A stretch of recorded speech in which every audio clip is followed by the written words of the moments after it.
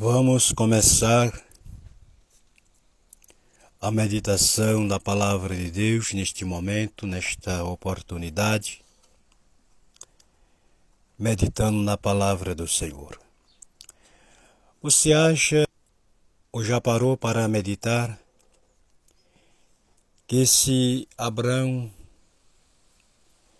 sendo ele abençoado por Deus materialmente, mais rico até mesmo do que Ló,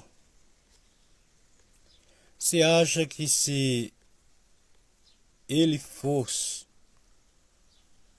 um homem pegado às coisas materiais, ele fosse um cristão materialista, ele fosse um homem pegado somente às coisas materiais, o seu coração estivesse naquela fazenda, naquela prata, naquele ouro que Deus lhe concedeu, e deixar Ló escolher a campina de Sodoma e Gomorra?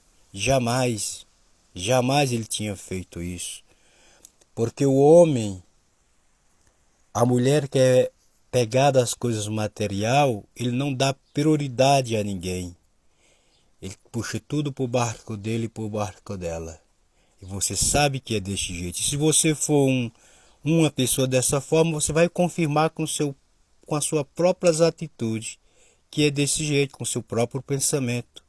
Porque a palavra não injustiça ninguém. Ela adverte, prepara, exorta aquele ou aquela que está ao contrário à revelação da palavra.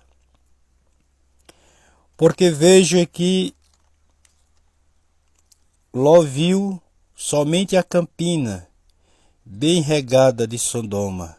Deus viu os habitantes daquela cidade como grandes pecadores que eram. Está no versículo 13 que lemos ontem.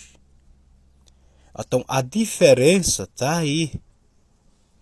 Claro que a gente não vê que nem Deus. Quando se trata do naturalismo. Porque pela palavra de Deus, Deus nos habilita, nos prepara para ver segundo a sua palavra. Por isso que está escrito desta forma: se falar em espírito, vivei também em espírito. O que a palavra está revelando aí? Tudo pelo Espírito Santo. Se eu falo em espírito, tem que viver também em espírito. Então, é isso que a palavra de Deus está revelando. Por quê? O Espírito não ensina ninguém a errar. O Espírito capacita o Espírito Santo de Deus. Então, Abraão andava nessa direção. Abraão tinha essa direção para a sua vida espiritual. Observe que, sendo ele um homem rico, as coisas deste mundo não dominaram a mente dele, o coração dele, não tiraram ele de Deus. Até porque você vê ele, mesmo sendo rico, orando diante de Deus. E não é aquele brabrá, aquela zoada não. Orar, conversar, uma oração de fé, de sinceridade, de compromisso. Porque orar não é só se ajoelhar. Se ajoelhar, todo mundo se ajoelha diante de Deus. Só quem não se ajoelha diante de Deus é os animais.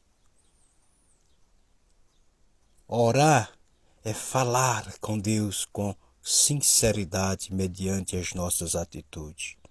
É ser sincero com Deus, para Deus também receber esta oração. Então, Ló, naquela caminhada com Abraão, ele deixou muito a desejar. Observe que ele falhou tão grave que ele não olhou para a conduta daquele povo de Sodoma e Gomorra. Ele não olhou para os pecados que havia naquela cidade. Ele olhou para a vontade vantagem que estava diante dos seus olhos. Ele escolheu conforme os seus olhos estavam vendo materialmente. Se Abraão fosse um homem materialista, ele tinha dito, não vou deixar Jó, meu sobrinho, ir para ali. A minha fazenda é maior do que a dele. Não vou nada, eu vou para ali, ele vai para aquele outro lado ali. Porque ele sabia que Ló ia escolher as bandas daquela região das campinas de Sodoma. A Bíblia nos dá direção para tudo. A palavra de Deus nos capacita para andar e não ficar enganado. Então, se você até hoje tem tomado decisões precipitadas, fora da palavra de Deus, por conselho aleatório, por pessoas que não têm um conselho de Deus, ainda que se pareça com o conselho de Deus, mas não é, desperte-se. Desperte.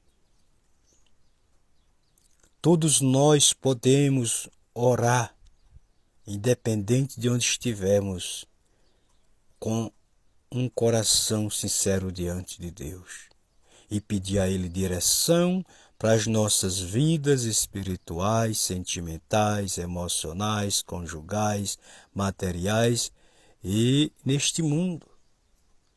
Depende só de você. Agora, se for viver se arrebentando, cai, levanta, cai. A gente tem que aprender com os nossos próprios erros. Eles são um aprendizado para mim e para você. Felizmente, há muitas pessoas que não aprendem. Há muitas pessoas que se arrebentam na vida, mas não sabem aprender com seus próprios erros. A lição que ficou clara para Ló, para ele mesmo, pela atitude dele, era dizer, jamais eu vou fazer uma escolha como eu fiz precipitada. Porque ele sofreu naquela cidade. A Bíblia diz que ele foi enfadonho aqui, viver no meio daqueles grandes pecadores. Se observe que quando os dois anjos foram avisar ele, tirar ele daquela cidade, diz que os homens daquela cidade souberam que tinha 2 varões na casa de Ló e foram até a casa dele. E disseram, Ló, nós queremos os 2 varões que temos ouvido e sabemos que estar contigo.